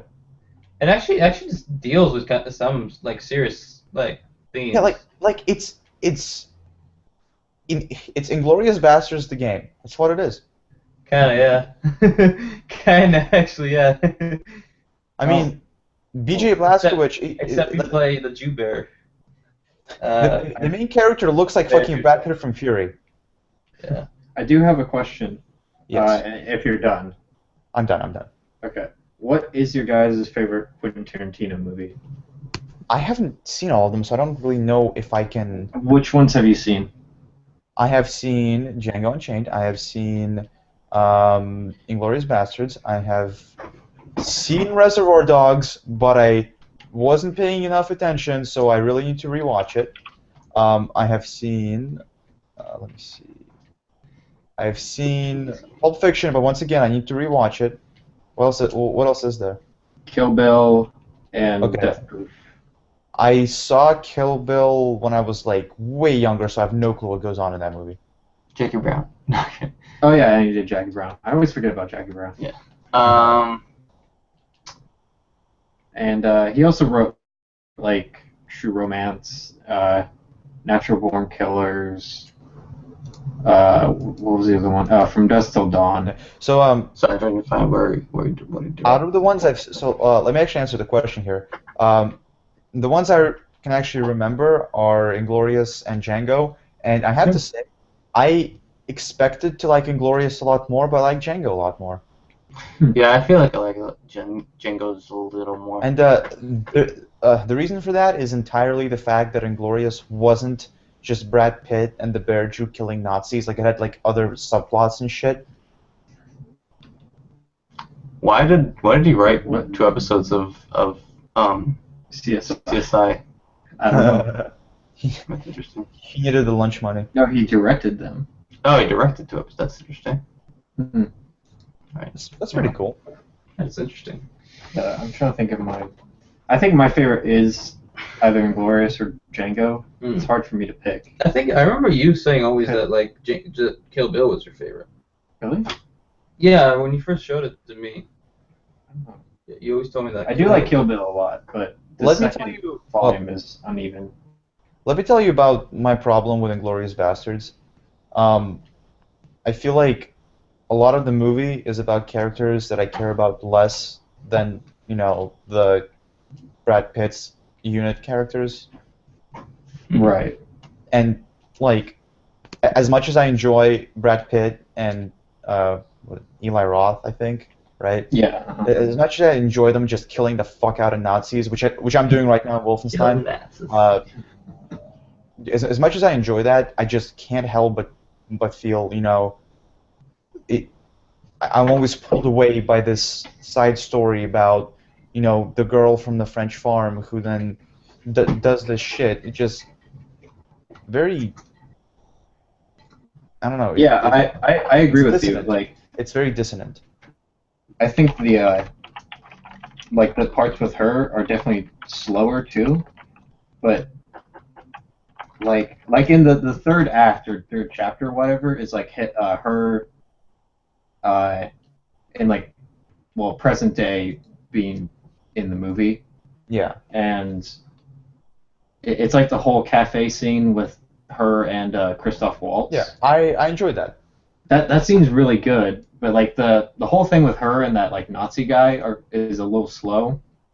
But I thought like the payoff was pretty good. Like that's what I feel about the whole, like a lot of it is like really good build up for like an amazing payoff. Yeah. Yes. Like the payoff Yeah. is really good in that Yeah. movie. The I thing like that I how don't- it's like two intertwining like Plus, Yeah. stories. Christopher Waltz is like the most enjoyable Nazi. He's so Ever. good, and he's really good in Django He's like too. the most likable Nazi you'll ever meet. He's such a good actor. I hope Yeah. he's gonna be in the next Quentin Tarantino movie, Yeah, right? Hateful Eight? I think so. Yeah, Yeah, they, Hateful Eight. they've struck up quite a partnership. I wonder. Yeah. I wonder if he's gonna play a different character or the same character. What do you mean? Because doesn't Hateful Eight happen around the same time that Django Unchained happened? Yeah, but I don't think it's the same universe or anything. Oh, okay. Well, they're all in the That would same be interesting, universe. They're all in the same universe. Yeah, aren't they? Yeah. Quentin Tarantino has like gone back and forth on that. He said that there's like God. two different kinds of universes of his. like the stuff that happens and the stuff that the people in the first one like watch on like in the movie theater, which is really fucked up. What if Exactly. suddenly Like- Like one's like more grounded in reality, and then one's like movies that those people in that universe would watch. Yeah, like Kill Bill is something that Samuel Jackson from Pulp Fiction would watch, Exactly. which I think is fucking hilarious, by the way. yeah, that is interesting actually. But Part of this universe for some reason. I only get one last word in about Inglourious Basterds, and that's that I don't think the pacing of the movie was necessarily the issue, because I still enjoyed the slow scenes with Brad Pitt and Eli Roth a lot, looking at you Act 3, but I didn't enjoy the slow scenes without them. I like the action. And they were, yeah, I mean, it was very Yeah, gratuitous. like when there was action, it's really good. Especially at the end where they have the gun And thing. the actions are very gratuitous and, to be honest, somewhat unnecessary, but I still liked it. It's Mhm. funny because that's like when I watch Inglourious Basterds, I'm like, holy shit, this is really violent. But like right now in my head, I don't think You of don't it, imagine it. like I don't think of it as a violent movie compared to like, especially after Django came out. Oh, Yeah. Yeah. Django is like unnecessarily violent with like all the blood, but it's so like funny and ridiculous that it's yeah, like, right. I remember we were watching Fury last night. Like, there's a part where like in the beginning, like he hops on this Nazi and he stabs him. Yeah. Like people in the audience were like, "Oh." Yeah. But, okay, I'm sorry to go back to Fury, but you know Yeah, sorry. you just brought it up, so I want to say something too. I laughed a lot during the movie. Yeah, me too. And mainly parts that weren't supposed to be funny. Yeah, but made sense to not us. and see the thing is, I think this is actually a strength of the movie, because one of the things that I heard, once a long time ago and that I found to be true is that really good comedies have dramatic moments and really good dramas have comedic moments, because Yeah. they strike a balance, and balance is necessary to not get tired of the same thing over and over again. And I think that the fact that I laughed a lot in Fury, it really helps the movie, because it Enjoyed it more. it helps put me, like, the situation is sort of, it's very absurdist. Like, if you put yourself in the shoes of some of the main characters, the situations they're in are so dangerous and unrealistic that they're like literally absurdist, and it just it helps to feel I don't know, it helps me feel like I'm one of them. I get what you mean. what was I felt like I had something to say, but I don't. Something about Inglourious Basterds. I don't know. Forgot. I think I like Django more. Django's a little more entertaining, Yeah. It was. but like Inglourious Basterds, I think is like really well done. Like Django has some parts that I'm kind of like, oh, that's like really Quentin Tarantino-y, and like I it's guess. like a little distracting, but I really like it. Like the parts where he'll put like a rap song or something, Yeah. like in like an intense like action scene, is like really funny. But it's also very like You should put Jay-Z in Great Gatsby. Great Gatsby. Fuck that movie. Anyway, we can't talk about that movie. We'll No, go why on not? forever. It's bad. We'll go on forever. No, stop. Let's say that. Let's do that next. Let's start with that next time, because I actually saw that fucking movie. It was so bad. Like, what the My fuck? teacher really It's liked better than the book. Yeah, my teacher, like everyone in my it. fucking Oh my class god, liked it's so good. I'm like, you are all captures sheep. the book's Like, ideals. You fucking sheep.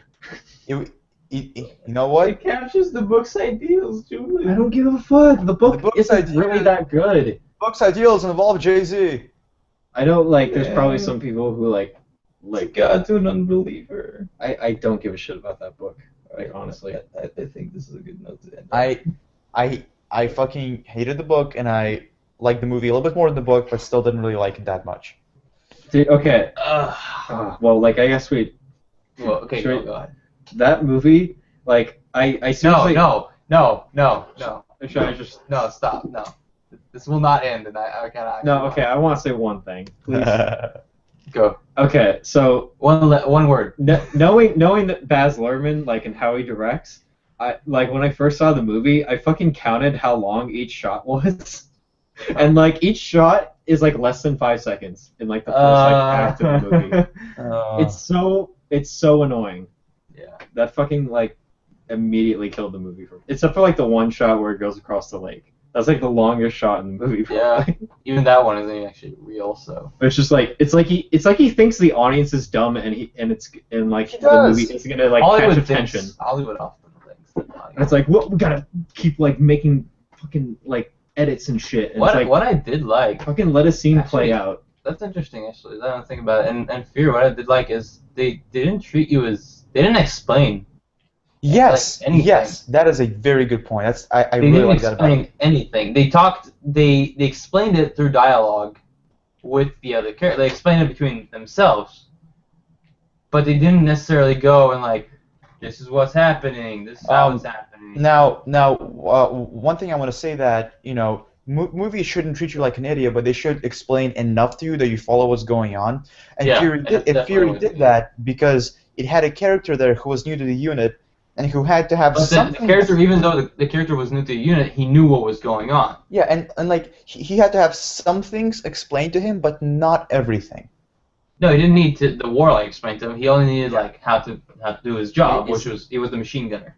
Is that the guy who I can't remember what else he's in, but like Oh, let me check. like he's definitely been in other stuff, right? Yeah, he has a very like. Like he the young looks- looking, He looks so average.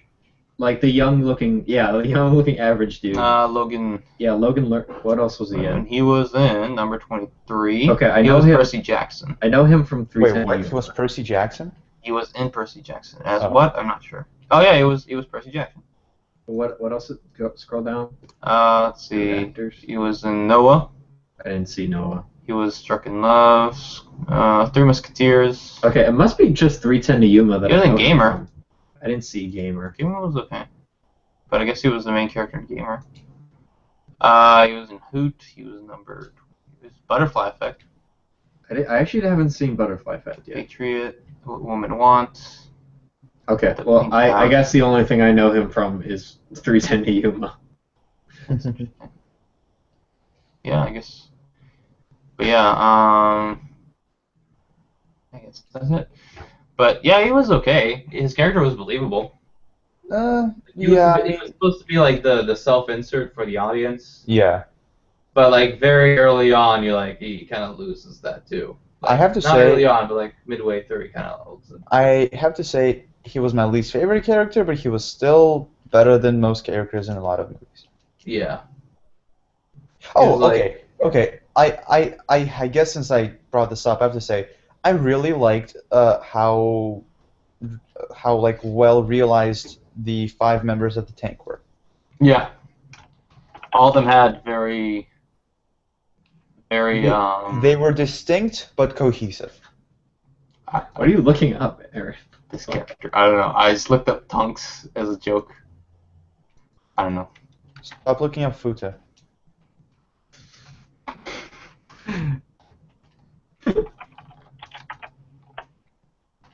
What are you doing? You gotta stop doing this, dude. I don't know. I'm. I just wanted to look Disney World up for some reason. Okay. Anyway. Sorry. I'm trying to think. if But yeah, there's the characters anything- definitely, all the characters were definitely realized, and they had their own feel, like their own idea, their own thing. And But they worked together. and because they were in a tank, all of them had a purpose, which is Yeah. also very important. He was replacing the new character was replacing the gunner, the machine gunner that died. Who was Okay. also apparently like the best gunner. It's he's like the best. Like not, he's not. I don't think they meant it like that. Yeah, I think yeah, it's but it's like, oh, you know, I had the best because he was a friend of theirs. one They were all together for a while. one thing that I have to criticize about the movie is how quickly the main character sort of changes his personality like halfway through, and it's like But it makes sense. it makes sense. It's just that from just a cinematic like a movie making point of view, it's a little bit absurd. A little, yeah, a little. But it's like all my complaints are sort of just minor, It's They don't affect the experience. All Yes. these things that you're mad about, they don't affect the experience of how fun the movie is to watch. See, the thing is, I'm not even mad about them. I just complain about them. Yeah, complaining is fun. Yes, it is. All right, I think Man it's of Steel. next time. Great Gatsby. Next time. Yes, and next time, 4-hour talk on The Great Gatsby. All right, Yes. 4-hour talk on. Well, no. Next week is the weekend before Halloween. Oh, Yeah, so we should talk shit, about Great already? Gatsby because that's Wait, horrible. wait, seriously already?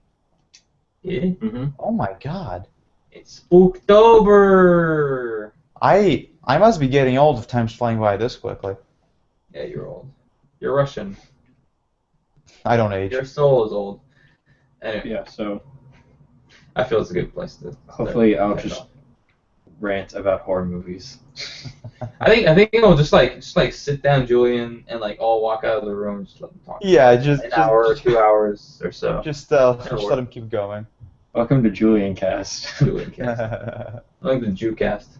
No, but I guess we could all talk about our favorite horror movies and stuff, or if anyone has any. Man, I'm I'll gonna talk feel, about more. I'm gonna feel so deficient next podcast day. No, you have some. I know you do. All right. Talk about. I don't know. Alright, I don't know. I don't know. We'll see.